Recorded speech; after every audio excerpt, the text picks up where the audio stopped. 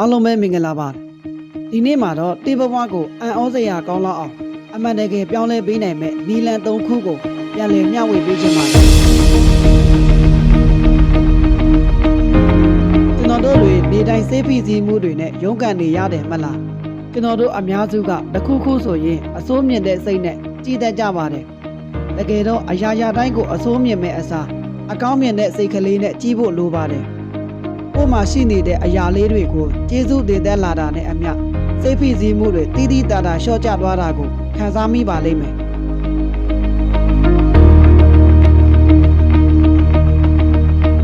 လူတိုင်းကကိုယ့်ကိုယ်ကိုယုံကြည်မှုရှိကြကြပါတယ်အတေးဖွဲကိစ္စလေးတွေကအစကျေးဇူးတင်သက်လာတဲ့အခါအားလုံးနိုင်တယ်ဆိုတဲ့စိတ်ဓာတ်ကတဖြည်းဖြည်းတိုးတက်လာပါတယ်ဥပမာ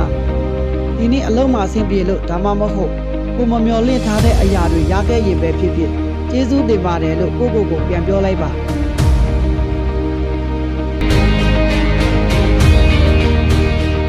ကျွန်တော်တို့ရဲ့ဘဝမှာလူမှုဆက်ဆံရေးကအရေးအကြီးဆုံးပါပဲလူတစ်ပါးရဲ့အကူအညီလေးတွေကိုအတိမတ်ပြုပြီးကျေးဇူးတင်ပါတယ်လို့စိတ်ရင်းမှန်နဲ့ပြောတတ်လာတဲ့အခါပတ်ဝန်းကျင်ကလူတွေနဲ့ဆက်ဆံရေးကပုံပုံနှွေးထွေးလာပြီးမိတ်ဆွေကောင်းတွေပိုများလာပါလိမ့်မယ်ညအိတ်ခါနီးတိုင်းမှာဒီနေ့အတွက်ကျေးဇူးတင်စရာ၃ခုကိုပဲစဉ်းစားကြည့်ပါကျေးဇူးတင်တယ်လို့ပြောဖို့အရန်ကြီးကြီးကျယ်နေဖို့မလိုပါဘူးအတေးဖန်လေးတွေကအစတလားလောက်စမ်းကြည့်လိုက်ပါဒီဘဝမှာအံ့ဩစရာကောင်းလောက်အောင်ပြောင်းလဲလာတာကိုသင်ကိုယ်တိုင်ခံစားရပါလိမ့်မယ်ကျွန်တော်ဒီအကြောင်းအရာကိုမျှဝေပေးခြင်းလို့ဗီဒီယိုလေးကိုဖန်တီးခဲ့တာပါ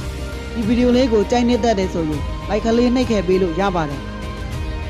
နောက်ထပ်လည်းအခုလိုအကျိုးရှိမဲ့အကြောင်းအရာတွေကိုပြန်လည်မျှဝေပေးသွားမှာမလို့ channel လေးကို subscribe နှိပ်ပေးထားဖို့တောင်းဆိုပါတယ်